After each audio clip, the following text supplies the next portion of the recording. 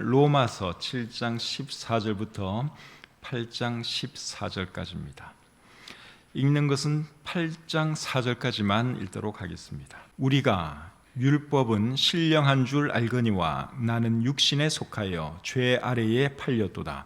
내가 행하는 것을 내가 알지 못하노니 곧 내가 원하는 것은 행하지 아니하고 도리어 미워하는 것을 행함이라. 만일 내가 원하지 아니하는 그것을 행하면 내가 이로써 율법이 선한 것을 시인하노니 이제는 그것을 행하는 자가 내가 아니요 내 속에 거하는 죄니라. 내 속 곧 내 육신에 선한 것이 거하지 아니하는 줄을 아노니 원함은 내게 있으나 선을 행하는 것은 없노라. 내가 원하는 바 선은 행하지 아니하고 도리어 원하지 아니하는 바 악을 행하는도다. 만일 내가 원하지 아니하는 그것을 하면 이를 행하는 자는 내가 아니요 내 속에 거하는 죄니라. 그러므로 내가 한 법을 깨달았노니 곧 선을 행하기 원하는 나에게 악이 함께 있는 것이로다.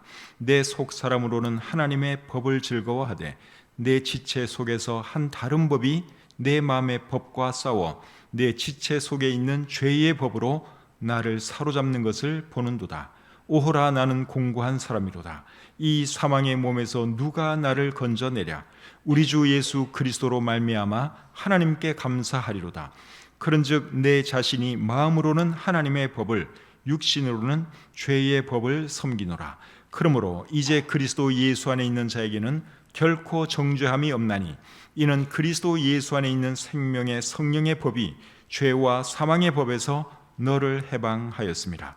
율법이 육신으로 말미암아 연약하여 할 수 없는 그것을 하나님은 하시나니 곧 죄로 말미암아 자기 아들을 죄 있는 육신의 모양으로 보내어 육신의 죄를 정하사 육신을 따르지 않고 그 영을 따라 행하는 우리에게 율법의 요구가 이루어지게 하려 하심이니라. 아멘. 오늘은 로마서 7장 14절부터 8장 14절까지의 말씀을 본문으로 해서 이 사망의 몸에서 누가 나를 건져내랴 하는 제목으로 함께 은혜 받기를 원합니다. 오늘 본문 7장 24절에 보시면 이런 말씀이 있습니다. 오호라, 나는 공고한 사람이로다. 이 사망의 몸에서 누가 나를 건져내랴. 이 말씀은 사도 바울이 죄 문제로 번뇌하면서 한 말입니다. 사도 바울 같은 분이 죄 문제로 번뇌했다는 것 자체가 참 믿기 어렵지만 오늘 이 본문에는 분명히 사도 바울이 죄의 문제로 고뇌하는 것이 기록되어 있습니다. 7장 19절 말씀을 한번 보겠습니다. 내가 원하는 바 선은 행하지 아니하고 도리어 원하지 아니하는 바 악을 행하는도다. 그 다음에 22절 23절 내 속 사람으로는 하나님의 법을 즐거워하되 내 지체 속에서 한 다른 법이 내 마음의 법과 싸워 내 지체 속에 있는 죄의 법으로 나를 사로잡는 것을 보는도다. 이런 말씀들을 보면 사도 바울이 지금 죄 문제로 번민하고 고민하는 것을 우리가 볼 수 있죠. 그런 상황에서 사도 바울이 한 말이 24절 말씀이에요. 오호라, 나는 공고한 사람이로다. 이 사망의 몸에서 누가 나를 건져내랴. 우리가 알고 있는 사도 바울은 성령 충만한 사람입니다. 죄하고는 거리가 먼 사람입니다. 그런 사람이 어떻게 죄의 문제로 고뇌할 수 있는가 참 이해가 안 되지만 어쨌든 오늘 이 본문에는 분명히 사도 바울이 그런 말씀을 기록하고 있습니다. 그래서 어떤 사람들은 로마서 7장 14절부터 24절까지의 말씀은 사도 바울이 구원받기 전에 율법 아래 있을 때를 회상하면서 한 말이라고 생각을 합니다. 그리고 또 어떤 분들은 사도 바울도 사람인데 왜 죄로 인한 갈등이 없었겠나 그렇게 생각하면서 이것은 사도 바울이 구원받은 후에 실제로 죄의 문제로 고민하면서 죄와 갈등하면서 이런 말을 했다고 생각을 합니다. 여러분 생각에는 어느 쪽이 맞는 것 같습니까? 이게 정말 어려운 문제예요. 저는 이 문제를 언제부터 생각을 해봤는가 하면요, 고등학교 3학년 때부터 생각을 했습니다. 제가 왜 고등학교 4학년 때부터 이 문제로 고민을 하고 생각을 했는가 하면 그것은 제가 고등학교 3학년 때부터 믿음이 너무 좋아서 막 성경을 파고들어서가 아니라 저희 아버지가 목사님이셨는데 저희 아버지가 이 말씀에 대한 해석 문제로 큰 어려움을 겪었기 때문에 제가 이 말씀을 잊을 수가 없죠. 그래서 과연 어떤 것이 맞는가? 그때부터 제가 관심을 가졌습니다. 한 집사가 이제 저희 아버지의 해석이 틀렸다 그러면서 이제 공격을 하면서 사임을 요구했습니다. 저희 아버지는 어떻게 이 말씀을 믿고 가르쳤는가 하면 이 말씀은 사도 바울이 구원받기 전에 율법 아래 있을 때를 회상하면서 한 말이다. 그렇게 해석을 하셨고 그렇게 가르쳤습니다. 근데 그 집사는 그게 틀렸다는 거죠. 그러니까 당신은 담임 목사로서 계속하면 안 된다. 교회를 떠나야 한다. 그러면서 이제 공격을 한 것이죠. 그러니까 제가 이 말씀을 잊을 수가 없죠. 과연 저희 아버지의 해석이 옳은가? 그 집사의 생각이 옳은가? 고3 때부터 제가 이 문제를 생각을 했습니다. 로마서 7장 14절부터 24절까지 말씀에 대한 해석은 오래 전부터 사실은 논쟁거리였습니다. 이 말씀을 사도 바울이 구원받은 후에 죄 문제로 고민하면서 한 말이라고 생각하는 사람들은 왜 그렇게 생각하는가 하면 오늘 이 말씀에 사용된 시제가, 동사의 시제가 현재형이기 때문에 그렇습니다. 14절부터 24절까지 나와 있는 동사의 시제가 다 현재형입니다. 성경을 해석할 때 동사의 시제가 뭔가 그거 잘 보는 것은 굉장히 중요하죠. 동사의 시제가 현재형이면은 그는 현재 일을 말하는 것이 맞습니다. 그래서 많은 사람들이 이 말씀은 과거의 일을 말하는 것이 아니라 지금 현재 사도 바울이 죄와 갈등하면서 죄 문제로 고민하면서 실제로 이런 고민을 털어놓은 것이다. 그렇게 생각하는 것이죠. 그리고 또 이 말씀을 사도 바울이 구원받기 전에 율법 아래 있을 때를 회상하면서 한 말이라고 생각하는 사람들은 왜 그렇게 생각하는가 하면 두 가지 이유 때문에 그렇습니다. 첫 번째 이유는 이 말씀에 사용된 표현들이 구원받은 사람의 표현 같지 않기 때문에 그렇습니다. 14절을 한번 보겠습니다. 우리가 율법은 신령한 줄 알거니와 나는 육신에 속하여 죄 아래에 팔렸도다. 자, 여기 보면 사도 바울이 어떤 말을 하는가 하면 나는 육신에 속하여 죄 아래 팔렸다. 그렇게 말씀을 하고 있습니다. 그런데 로마서 6장에서는 사도 바울이 어떤 말을 했는가 하면 구원받은 사람은 죄로부터 해방되어 의의 종이 되었다. 그런 말을 하거든요. 근데 6장 말하고 7장 말하고 이게 말이 뭐가 안 맞는 것이죠. 6장에서는 죄로부터 해방되었다. 그런 말을 하고 7장에 와서는 죄 아래에 팔렸다. 죄의 종이다. 그런 말씀을 하고 있습니다. 그래서 이런 말씀이 이거는 구원받은 사람의 표현이 아니다. 이제 그렇게 생각을 하는 것이죠.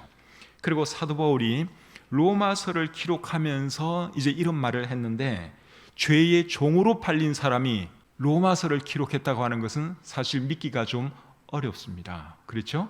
이제 그러니까 이런 이유 때문에 어떤 분들은 이거는 비록 현재형으로 쓰여졌지만 그래도 이거는 과거를 회상하면서 말을 한 것이 아니겠는가 그렇게 보는 것이죠. 18절 말씀을 또 보겠습니다. 내 속 곧 내 육신에 선한 것이 거하지 아니하는 줄을 아노니 원함은 내게 있으나 선을 행하는 것은 없노라. 자, 여기 보니까 선한 것이 거하지 않다 그랬어요. 내 속에는 선한 것이 없다. 그렇게 말을 했는데 구원받은 사람 속에 여러분 정말 선한 것이 없습니까?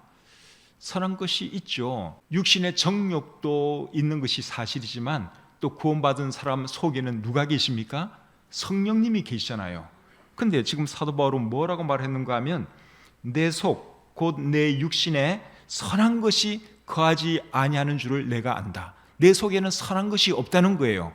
근데 이런 표현이 이제 이거는 구원받은 사람 표현이 아니라는 것이죠. 그래서 이거는 분명히 과거를 회상하면서 이런 말을 하는 것이다. 그렇게 보는 것입니다. 24절을 또 보겠습니다. 오호라 나는 공고한 사람이로다. 이 사망의 몸에서 누가 나를 건져내랴. 이 말씀도 구원받은 사람의 고백으로 보기에는 조금 무리가 있습니다.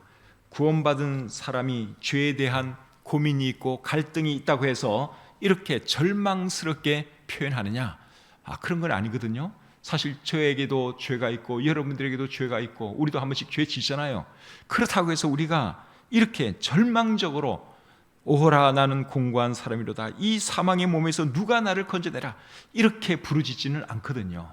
그러니까 이제 이런 표현도 이거는 믿지 않는 사람들의 표현이지, 구원받기 위해서 애쓰는 사람의 표현이지 구원받은 사람의 표현은 아니라고 보는 것입니다. 그래서 7장 14절부터 24절까지의 말씀을 이제 구원받기 전에 율법의 행위로 의로워지려고 할 때를 회상하면서 한 말이라고 보는 사람들은 첫 번째 이유가 뭡니까?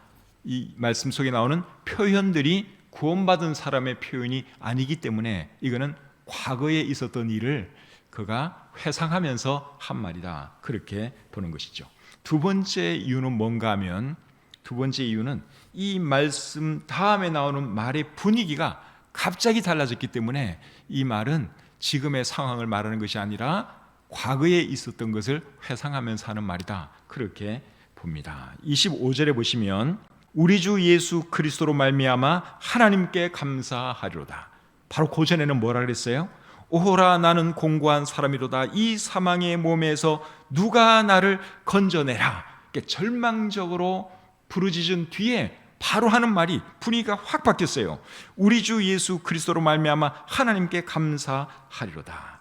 이제 이런 걸 보면 24절까지 있는 이 말씀은 과거에 대한 회상이고 25절이 이제 현재 상황을 말하는 것이다, 그렇게 보는 것이죠.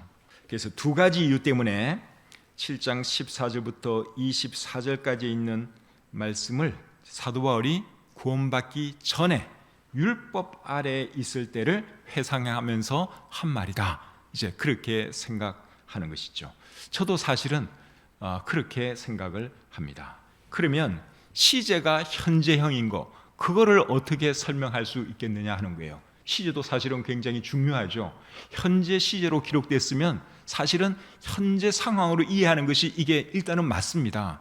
근데 도대체 왜 과거 일을 말하면서 왜 현재 시제로 말을 했느냐 하는 거예요. 그 이유는 제 생각에 사도 바울이 과거의 일을 생생하게 전달하기 위해서 그렇게 한 것이라고 생각을 합니다. 그런 예가 디모데전서 1장 15절에도 나옵니다. 자, 디모데전서 1장 15절을 한번 보겠습니다. mit보다 모든 사람이 받을 만한 이 말이여, 그리스도 예수께서 죄인을 구원하시려고 세상에 임하셨다 하였도다. 죄인 중에 내가 괴순이라. 자, 이 말씀을 잘 보시면 주님께서 하신 일에 대해서 언급한 뒤에, 과거형으로 언급한 뒤에, 그리고 뭐라 그랬어요? 죄인 중에 내가 괴순이라. 이거는 현재형이에요. 예수님께서 하신 일을 과거형으로 말을 하고 그 다음에 갑자기 사도 바울이 현재형으로 죄인 중에 내가 괴수입니다, 현재형으로 말을 했습니다. 예수님에 대한 말씀을 과거 시제로 말을 하다가 갑자기 자신에 대해서 말을 하면서 현재 시제로 말한 이유가 뭘까요?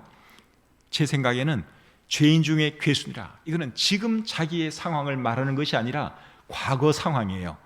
예수님 사람들을 핍박할 때 그 상황을 이제 현재형으로 그냥 표현한 것입니다. 그렇게 한 이유가 뭡니까? 더 생생하게 전달하기 위해서 그렇게 하는 것이죠. 또 고린도후서 12장을 보시면 사도 바울은 자기 자신의 경험을 마치 다른 사람의 경험처럼 말하기도 했습니다. 그렇게 한 이유는 자기 자신을 드러내지 않기 위해서 그렇게 한 것입니다. 고린도후서 12장 2절 말씀을 한번 제가 읽어드리겠습니다. 고린도후서 12장 2절. 내가 그리스도 안에 있는 한 사람을 아노니 그는 14년 전에 셋째 하늘에 이끌려 간 자라. 그가 몸 안에 있었는지 몸 밖에 있었는지 나는 모르거니와 하나님은 아시느니라. 자, 여기 보시면 사도 바울이 어떤 사람 이야기를 하고 있죠.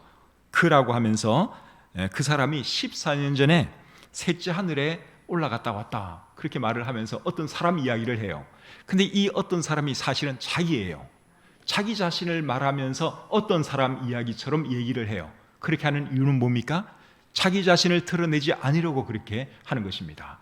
그러니까 이런 예를 보면 로마서 7장 14절부터 24절까지의 말씀도 비록 시제는 현재형이지만 과거의 일을 생생하게 전달하기 위해서 현재의 일처럼 그렇게 말을 하는 것이 아닌가, 그렇게 얼마든지 생각할 수 있다는 것이죠. 사도 바울은 문학적으로 탁월한 사람입니다.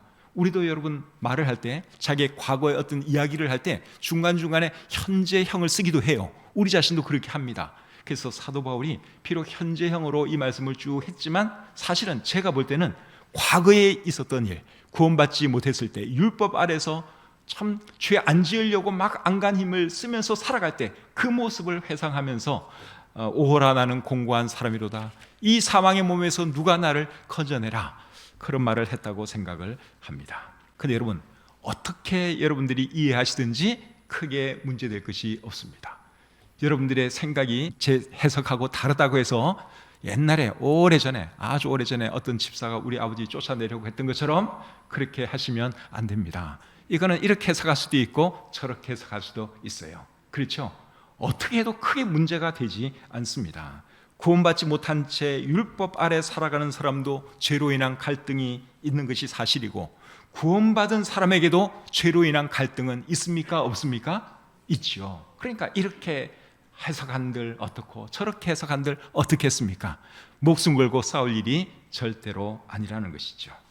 자, 그런데 죄와 관련해서 구원받은 사람과 안 받은 사람의 차이가 있는데 그 차이가 뭔 줄 아십니까? 죄는 구원 안 받은 사람도 짓고 구원 받은 사람도 사실은 져요. 죄 문제로 고민도 하고 갈등도 해요. 근데 차이가 뭔가 하면 구원받은 사람에게는 정죄함이 없고 구원 안 받은 사람에게는 정죄함이 있다 하는 것입니다. 자, 8장 1절을 보겠습니다. 그러므로 이제 그리스도 예수 안에 있는 자에게는 결코 정죄함이 없나니. 자, 여기 보시면 예수 안에 있는 자에게는 뭐가 없다 그랬어요? 정죄함이 없다, 그렇게 말씀을 하고 있죠. 정죄함이 없다는 말의 의미는 죄인으로 여기지 않는다 하는 말입니다. 죄인으로 여기지 않으면 죄인으로서 받을 벌도 있는 겁니까? 없는 겁니까? 없는 거죠. 죄인으로 보질 않으니까. 그래서 하나님께서 이제 우리를 더 이상 죄인으로 보지 않는다 하는 것을 정죄함이 없다, 그렇게 표현하고 있는 것이죠. 구원받은 사람에게 정죄함이 없는 이유는 뭘까요? 그 이유는 2절에 나옵니다. 이는 그리스도 예수 안에 있는 생명의 성령의 법이 죄와 사망의 법에서 너를 해방하였습니다. 왜 예수 믿는 우리에게 정죄함이 없느냐? 생명의 성령의 법이 죄와 사망의 법에서 우리를 해방했기 때문에 구원받은 사람들에게는 정죄함이 없다 하는 것이죠. 여기서 말하는 생명의 성령의 법은 뭘까요? 예수님 믿으면 구원받는다는 거, 그걸 이제 생명의 성령의 법이라고 표현한 것이고, 죄와 사망의 법은 예수님 안 믿으면 멸망한다는 거, 그걸 죄와 사망의 법이라고 이렇게 표현하고 있는 것입니다. 그래서 구원받은 사람은 죄와 사망의 법에서 해방되었기 때문에 정죄함이 없습니다. 구원받은 사람에게 정죄함이 없도록 하시기 위해서 하나님께서 하신 일이 있는데 그것은 3절에 나옵니다. 율법이 육신으로 말미암아 연약하여 할 수 없는 그것을 하나님은 하시나니 곧 죄로 말미암아 자기 아들을 죄 있는 육신의 모양으로 보내어 육신의 죄를 정하사. 자, 이 말씀을 보시면 하나님께서 우리에게 정죄함이 없도록 해 주시기 위해서 어떤 일을 하셨는가 하면 자기 아들을, 예수님이죠, 자기 아들을 죄 있는 육신의 모양으로 보내어 예수님의 육신의 죄를 정하셨다, 그렇게 말씀하고 있습니다. 육신의 죄를 정했다 하는 말의 의미는 육신을 정죄했다, 예수님의 육신을 하나님이 정죄했다, 예수님의 육신에다 죄의 선고를 내렸다 하는 말입니다. 그래서 예수님이 십자가에 피 흘려 돌아가신 것이죠. 예수님께서 십자가를 지고 돌아가셨는데 십자가를 지고 돌아가신 이유는 예수님 자신이 죄가 있어서가 아니라 사람들의 죄값을 대신 지불하시기 위해서 예수님이 십자가에서 피 흘려 돌아가신 것입니다. 그렇기 때문에 누구라도 예수님께서 하신 그 일을 받아들이면 하나님은 예수님의 그 공로를 보시고 예수님 믿는 사람을 의롭다 해 주십니다. 이것이 성경이 말하는 구원입니다. 로마서 8장 21절부터 24절까지 말씀을 한번 보겠습니다. 이제는 율법 외에 하나님의 한 의가 나타났으니 율법과 선지자들에게 증거를 받은 것이라. 곧 예수 그리스도를 믿음으로 말미암아 모든 믿는 자에게 미치는 하나님의 의니 차별이 없느니라. 모든 사람이 죄를 범하였음에 하나님의 영광에 이르지 못하더니 그리스도 예수 안에 있는 속량으로 말미암아 하나님의 은혜로 값없이 의롭다 하심을 얻은 자 되었느니라. 자, 하나님께서 예수님을 속죄제물로 보내주셔서 우리 대신 십자가에 달려 돌아가시게 하신 거예요. 그래서 우리는 그 하나님의 은혜로 믿음으로 구원받을 수 있었습니다. 이런 것이 성경이 말하는 구원이에요. 그런데 구원받은 사람도 살다 보면 죄 지을 때가 있지요. 그렇지만 정죄함은 있습니까? 없습니까? 정죄함은 없어요. 왜 없는가 하면 예수님께서 이미 우리의 모든 죄값을 지불하셨기 때문에 하나님은 우리를 이제 더 이상 죄인으로 보질 않아요. 설령 허물이 있고 죄를 지어도 그래도 의인으로 봐주신다는 겁니다. 이게 하나님의 은혜지요. 예수님을 안 믿는 사람들이 멸망하는 이유는 예수 믿는 사람보다 죄를 더 많이 지어서가 아니에요. 예수님을 안 믿는 사람들이 멸망하는 딱 한 가지 이유는 그들이 예수님을 믿지 않기 때문에 그렇습니다. 요한복음 16장 9절에 보시면 죄에 대하여라 함은 그들이 나를 믿지 아니하며, 그것이 죄라는 겁니다. 그래서 사람이 구원받으면 예수님 믿어야 합니다. 그것이 하나님께서 사람들이 구원받을 수 있도록 마련해 주신 구원의 길입니다. 사도행전 16장 31절에 보시면 주 예수를 믿으라, 그리하면 너와 네 집이 구원을 받으리라. 사람은 어떻게 구원받습니까? 그렇게 누가 저한테 묻는다면 저는 사도행전 16장 31절을 댈 겁니다. 주 예수를 믿으라, 그리하면 너와 네 집이 구원을 받으리라.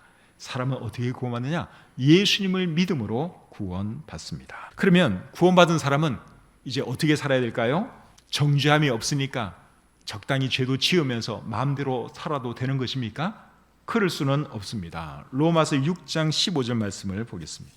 그런즉 어찌하리요? 우리가 법 아래에 있지 아니하고 은혜 아래에 있으니 죄를 지으리요? 그럴 수 없느니라. 우리가 비록 하나님의 은혜로 구원받았고 더 이상 정죄함도 없지만 그렇다고 해서 마음 놓고 죄를 지어서는 안 된다, 그렇게 말씀을 하고 있지요. 그래서 구원받은 사람은 죄 안 짓는 삶을 살아야 합니다. 죄를 미워하고 죄를 멀리하는 삶을 살아야 합니다. 그런데 문제는 그것이 내 마음대로 잘 안 된다는 것이죠. 그렇죠? 우리 구원받은 사람들 속에는 거룩하게 살고 싶은 욕망이 다 있습니다. 죄 안 지으려고 하는 그런 마음이 다 있습니다. 그런데 그게 잘 안 되는 이유가 뭔가 하면 우리에게는 육신이 있기 때문에 그래요. 이 몸뚱아리, 이 육신은 죄를 엄청 좋아합니다. 그렇기 때문에 우리가 한 번씩 죄를 짓는 것입니다. 그런데 구원받은 사람에게는 육신도 있지만 또 무엇이 우리 속에 계시는가 하면 성령님이 계십니다. 그런데 성령님은 죄를 미워하세요. 그래서 구원받은 사람이 죄를 안 지으려면 어떻게 되느냐? 이제 성령님의 인도하심을 따라서 살아야 하는 것이죠. 8장 9절 말씀을 보겠습니다. 만일 너희 속에 하나님의 영이 거하시면 너희가 육신에 있지 아니하고 영에 있나니 누구든지 그리스도의 영이 없으면 그리스도의 사람이 아니라. 이 말씀에 보시면 하나님의 영, 그리스도의 영, 이런 표현이 나오죠. 이 표현이 성령님을 말하는 것입니다. 하나님의 영이라 하기도 하고 그리스도의 영이라 하기도 해요, 성령님을. 그래서 이 말씀에 의하면 구원받은 모든 사람 마음속에는 누가 계십니까? 성령님이 계시죠. 구원받을 때 성령님을 선물로 받습니다. 근데 사도행전을 여러분들이 읽어보시면 믿을 때에 성령 받는 것이 아니라 사도행전을 읽어보시면 구원받은 사람이 어느 정도 시간이 지난 뒤에 성령 받는 것이 거기에 기록이 되어 있어요. 그럼 그거는 도대체 왜 그런 것이냐? 그건 왜 그런가 하면 성령이 처음으로 유대인들에게 임하실 때, 그리고 사마리아 사람들에게 임하실 때, 그리고 이방 사람들에게 임하실 때 그것을 보여준 거예요. 성령이 유대인들에게도 임했고 사마리아 사람들에게도 임했고 이방 사람들에게도 임한 그것을 사도행전은 보여주기 위해서 각기 다른 시각에 성령이 임한 것처럼 그렇게 기록될 수밖에 없었습니다. 한 번 처음 받을 때는 그렇지만 그 이후에는 언제 성령이 믿는 사람들에게 임하느냐? 믿는 그 순간에 구원 받을 때 성령이 임합니다. 그렇기 때문에 오늘 본문 8장 9절 말씀도 그리스도의 영이 없으면, 누구든지 그리스도의 영이 없으면 그리스도의 사람이 아니라고 이렇게 말을 하는 것이죠. 만약에 어떤 시차가 있다면, 구원받는 사건이 다르고 성령 받는 사건이 다르면 이렇게 말하면 이게 안 되는 것이죠. 그런데 이런 말씀을 하는 거 보면 모든 구원받은 그리스도에게는 누가 계신다? 성령님이 계신다 하는 것이죠. 자, 죄를 안 짓는 삶을 살려면 어떻게 해야 되느냐? 첫째는 육신을 따르지 말고 성령을 따라야 합니다. 본문 5절부터 7절 말씀 보겠습니다. 육신을 따르는 자는 육신의 일을, 영을 따르는 자는 영의 일을 생각하나니 육신의 생각은 사망이요 영의 생각은 생명과 평안이니라. 육신의 생각은 하나님과 원수가 되나니 이는 하나님의 법에 굴복하지 아니할 뿐 아니라 할 수도 없음이라. 육신을 따르면 죄 지을 수밖에 없습니다. 우리 육신은 죄를 엄청 좋아해요. 그러니까 육신을 따라가면 죄 지을 수밖에 없는 것입니다. 그래서 죄를 안 지으려면 육신 따라가면 안 되고 성령을 따라야 하는 것이죠. 근데 육신을 안 따르고 성령을 따르려면 뭘 잘해야 되는가 하면 생각을 잘하셔야 됩니다. 생각. 방금 읽은 이 말씀에 보시면 생각이라는 단어가 4번 나와요. 4번. 다시 한번 읽어볼까요? 5절부터 7절. 육신을 따르는 자는 육신의 일을, 영을 따르는 자는 영의 일을 생각하나니 육신의 생각은 사망이요 영의 생각은 생명과 평안이니라. 육신의 생각은 하나님과 원수가 되나니 이는 하나님의 법에 굴복하지 아니할 뿐 아니라 할 수도 없습니다. 생각을 계속 강조하고 있죠. 육신의 생각, 성령의 생각. 그래서 여러분, 우리가 성령을 따르기 위해서는 내가 성령의 생각을 해야 됩니다. 육신의 생각을 하면 육신대로 나갈 수밖에 없어요. 성령의 생각을 해야지 내가 죄 안 짓고 죄를 이기는 것입니다. 그래서 죄 안 지으려면 생각 관리, 마음 관리를 정말 잘 하셔야 됩니다. 모든 죄는 어디서부터 나오는 거예요? 생각에서부터 나오죠. 생각에서부터, 내 마음에서부터 나오는 거예요. 그래서 우리가 마음 관리, 생각 관리를 잘 해야 한다 하는 것입니다. 잠언 4장 23절에 이렇게 말하죠. 모든 지킬 만한 것 중에 더욱 내 마음을 지키라.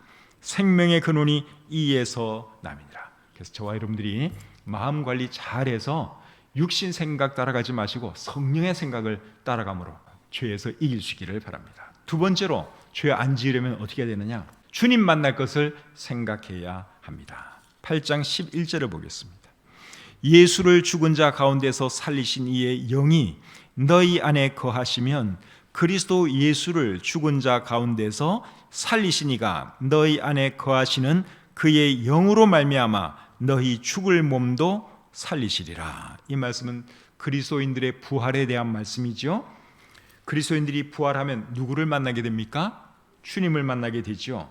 주님 만날 것을 생각하면 죄 짓기가 좀 그렇지 않습니까? 우리가 곧 주님 만날 사람들인데 주님 만날 사람들이 맨날 죄나 짓고 산다고 한번 생각을 해보십시오. 말이 안 되잖아요. 그래서 우리가 죄 안 짓고 살 수 있는 방법 중에 하나는 늘 주님 만날 그날을 생각하는 것입니다. 내가 주님 앞에 섰을 때 어떤 모습으로 설 것인가, 그거 생각하면 죄 지을 수가 없죠. 요한 1서 3장 2절과 3절은 이렇게 말합니다. 사랑하는 자들아, 우리가 지금은 하나님의 자녀라. 장래에 어떻게 될지는 아직 나타나지 아니하였으나 그가 나타나시면 우리가 그와 같을 줄을 아는 것은 그의 참모습 그대로 볼 것이기 때문이니 주를 향하여 이 소망을 가진 자마다 그의 깨끗하심과 같이 자기를 깨끗하게 하느니라. 그래서 우리가 주님 만날 것 생각하면 함부로 죄 지을 수가 없습니다. 그 다음에 세 번째로 죄 안 지으려면 어떻게 하면 되는가 하면 우리가 하나님의 자녀임을 기억해야 합니다. 13절 14절 보겠습니다. 너희가 육신대로 살면 반드시 죽을 것이로되 영으로서 몸의 행실을 죽이면 살리니 무릇 하나님의 영으로 인도함을 받는 사람은 곧 하나님의 아들이라. 구원받은 사람을 하나님의 아들이라고 표현을 하고 있죠. 하나님의 자녀 같으면 하나님의 자녀답게 살아야 되지 않겠습니까? 에베소서 2장 3절부터 5절.